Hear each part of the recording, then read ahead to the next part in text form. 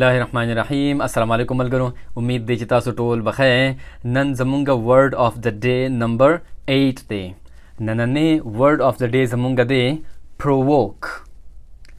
پرووک یو ځل زما سره ووایئ. پرووک. پرووک ویل کېږي چاله غوسه وروستل، څوک غوسه کول یا څوک تنګول او یا څوک لمسول او یا چاته پیغور ورکول. دا په پښتو کې دا معنی راځي. د دې په اردو کې معنی راتلی شي بھڑکانا یا اکسانا یا غصه دلانا. دا د دې پرووک مطلب دی او په انګلیش کې د دې مطلب داسې راتلی شي to cause a reaction، یعنی داسې یو کار کول یا داسې یو خبره کول چې د هغې رد عمل بیا ظاهریږي. خو په دې پرووک په کیس کې هغه رد عمل زیات تر نیگیټیو وي، یعنی منفي رد عمل وي. منفي رد عمل مطلب دا دی چې یا به بل کس له غوسه ورځي یا به د هغې نه جګړه جوړېږي. نو دا د نیگیټیو ریاکشن وي. داسې یو خبره کول، داسې یو کار کول چې د هغې رد عمل ظاهریږي خو زیات تر نیگیټیو وي. اوس د دې رد عمل پازیټیو هم کیدی شي، خو د پرووک په زیات تر کیسز کې هغه رد عمل نیگیټیو وي. او یا د دې مطلب کیدی شي اینگر، غصه. To make a person or an animal angry or annoyed. د دې مطلب دا دی چې یو کس غوسه کول یا یو زناور غوسه کول او یا هغه تنګول. فرض که چېرته کې یو سپی ناسي په قلار باندې ناس وي، چاته هېڅ هم نه وایي، او یو کس ورشي او هسې وله پلکی خپه کېږي په قص باندې، یا وله هسې خپه ور وړي، کله وله سر له لاس ور وړي او هغه سپی قار کړي، نو هغه سپی به بیا څه رد عمل ښیي؟ You are trying to provoke him. نو هغه سپی به څه کوي؟ سپی به در باندې یا غوپ وکړي یا به دې وچیچي او یا به دې ته مخ کړي او هغه به درپسې. نو دغې ته ویل کېږي پرووکینګ، څوک غوسه کول. د ګرامر په ژبه کې پرووک یو ورب دی. پرووک از ا ورب او د دې فرست، سیکنډ او تھرډ فارم دی پرووک، پرووکډ، پرووکډ. پرووک یو ډیر زیات اهم لفظ دی او په هر معاشره کې دا ډیر زیات استعمالیږي، ځکه چې په هر معاشره کې تاسو وګورئ که هغه پاکستاني که افغانستاني که یورپي که هر ځای کله کله سړی داسې خبره وکړي چې بل له پې غوسه ورځي، یا په قصد باندې داسې خبره وکړي چې بل غوسه کړي. دغې ته ویلی کېږي پرووکینګ. نو اوس د پرووک ډېر زیات سینونیمز دی. زه تاسو ته صرف یو لیست در کوم، د دې نه علاوه نور هم کیدی شي، خو چې کم اهم د دې سره یو شانتي معنی لرونکي الفاظ دي هغه زه تاسو ته وایم. صحیح ده؟ په هغې کې اولنۍ ټکې راتلی شي ټیز. ټیز ویل کېږي تنګولو ته. د ټیز او د پرووک بالکل یو شانتي مطلب دی.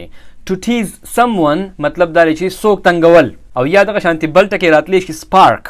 سپارک ویل کېږي تیلې وهلو ته. په پښتو کې خلک اکثر وایي که نه چې یاره تیلې مه وهه. څوک یو کار کوي او دوه کسان په خپلو کې خبره کوي او بل کس په منځ کې راشي او هغه به دا یو کس د بل ته د غوسه کولو کوشش وکړي.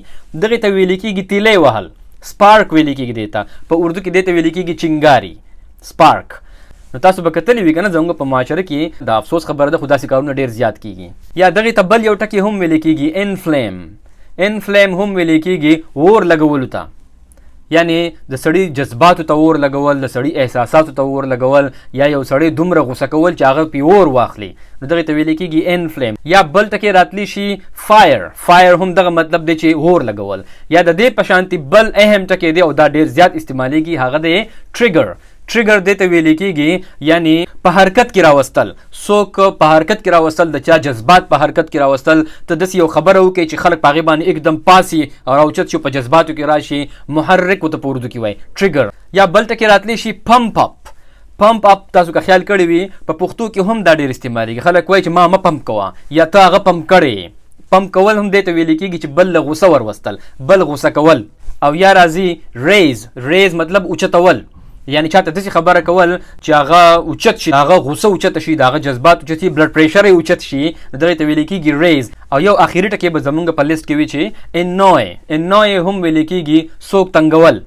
نو دا ټول د دې پرووک سینونیمز دي. دا د پرووک په شانتي یو شانتي معنی لري. د دې نه علاوه نور هم الفاظ کیدی شي، خو دا هغه الفاظ دي چې په عام معاشره کې، په عام ژوند کې دا الفاظ ډېر زیات استعمالیږي. اوس راځو د دې انټونیمز له. په انټونیمز کې خو به هغه الفاظ راځي کوم چې د دې الټه معنی ورکوي که نه. نو په هغې کې اولنۍ ټکې راتلی شي کام. کام ویل کېږي پرسکون ته، یعنی پر امن ته. یا دغه شانتي بل ټکې راتلی شي اپیز. اپیز ویل کېږي مطمئن کول. یعنی په پرووک کې خو موږ خلکو جذبات راوچتو کنه، څوک چاته قارو یو کس بل ته قارو، نو اپیز به بیا د هغې الټه راځي، اپیز ویل کېږي مطمئنه کولو ته. ایون که څوک یو کس چې ته بل کس ته غوسم وي خو ته هغه مطمئنه کې چې یاره خیر دی هېڅ خبره نه ده او دا کار داسې نه و، نو ته هغه اپیز کې، نو دا بیا د هغې انټونیم شو. یا دغه شانتې بل ټکي راتلی شي ټرنکولایز. ټرنکولایز ویل کېږي پرسکون ته. که تاسو خیال کړی د دې نه مخکې مونږ یو ورډ اف د ډے کړی دی ټرنکویل. ټرنکویل ویل کېږي پرسکون ته، یعنی ته حالات خرابې نه، د چا جذبات اوچتې نه، بلکې ته سکون راولې او امن راولې. یا بل انټونیمز راتلی شي کوایټ. کوایټ ویل کېږي خاموشه ته، یعنی ته خلک خاموشه کې، خلک په آرام باندې کې. یا دغه شانتي بل ټکی راتلی شي هولډ. هولډ مطلب دا دی چې ته ځان ونیسې، بھڑکاو نه کې ځان، غصه نه کې ځان، بلکې ځان ونیسې، هولډ. یا ریسټرین. ریسټرین ویل کېږي تحمل ته، صبر ته. نو دا هم د پرووک الټه معنی ورکوي. ښه اوس راځو اگزامپلز له. He was trying to provoke me into a fight. هغه دا کوشش کوو چې ما پرووک کی، زما جذبات راوچت کی، ما غصه کی، into a fight چې ما یو جګړې ته رادن نه کی، یعنی په هغه جګړه کې ما هم شامل کی، ما یو جګړې ته راکاږي. So he was trying to provoke me.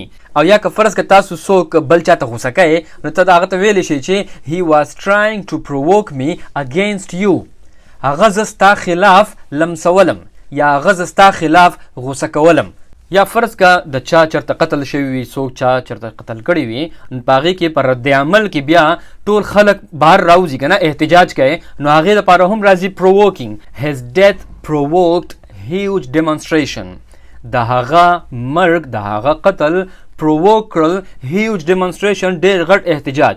ډېر غټ احتجاج یې پرووک کو، یعنی راوچت یې کو، ډېر خلک یې راوچت کړل چې احتجاج وکړي د هغه د مرګ د وجې نه. یا مونږ دا ویلی شو چې the prime minister's speech has provoked an angry response from the opposition. د وزیر اعظم تقریر provoked an angry response from the opposition، یعنی د اپوزیشن جذبات یې راوچت کړله، یعنی هغو په هغې باندې سخت رد عمل وښو او ډېر غوسه په هغې باندې د وزیر اعظم په تقریر باندې. یا تاسو دا ویلی شئ چې the opposition parties are trying to provoke the public against the government. اپوزیشن پارټیانو والا دا کوشش کوي to provoke the public، چې خلک راوچت کی، د خلکو جذبات راوچت کی against the government، د حکومت خلاف. او تاسو ته ما په اوله کې دا هم ویلي وو چې پرووک په پازیټیو سنس کې هم استعمالیدی شي، یعنی د نیگیټیو ریاکشن په ځای باندې د دې پازیټیو ریاکشن هم راتلی شي. مثال په توګه تاسو چېرته کلی یا محله ټوله څخه پرته وي او تاسو ټول کلي ته یعنی صحیح خبرې وکړئ او د خلکو جذبات راوچت کړئ او تاسو ورته وایئ چې راځئ چې دا ټول کلی پاک کړو مړه، نو دغه شانتې ګوره دا بیا د هغې ښه رد عمل دی که نه، دا خو به کلی صفا کول خو بیا ښه کار شو که نه. خو زیاتر پرووک استعمالیږي په نیگیټیو سنس کې، شر جوړول، جګړه جوړول، بل غوسه کول، د هغې دپاره استعمالیږي. نو زما امید دی چې تاسو به په دې لفظ باندې پوه شوي یئ، د دې په معنو باندې به هم پوه شوي یئ. په دې ننني لیسن کې ستاسو دپاره نصیحت دا دی که فرض که تاسو چېرته څوک پرووک کوئ، څوک هم بھڑکاوهي د بل چا خلاف، نو ته ورته ویلی شي چې don't try to provoke me. ته زما د پرووک کولو، زما د جذباتو راوچتولو یا زما د غوسه کولو کوشش مه کوه. نو دغه شانتې به تاسو د ډېر زیات شر نه په امن کې وئ. صحیح ده؟ نو دا و زموږ نننی لیسن د پرووک په باره کې. زما امید دی چې تاسو به د دې په مطلب باندې پوه شوي یئ او کوشش کوئ چې د نن نه پس د تاسو په خپل عام ژوند کې هم استعمالوئ. انشاءالله په نیکسټ لیسن کې به بیا میلاویږو. لایک او شیر د نه هیر نشي او ټول زموږ د یوټیوب چینل خامخا سبسکرایب کړئ. ټول د خپل ځان ډېر خیال ساتئ. د الله په امان.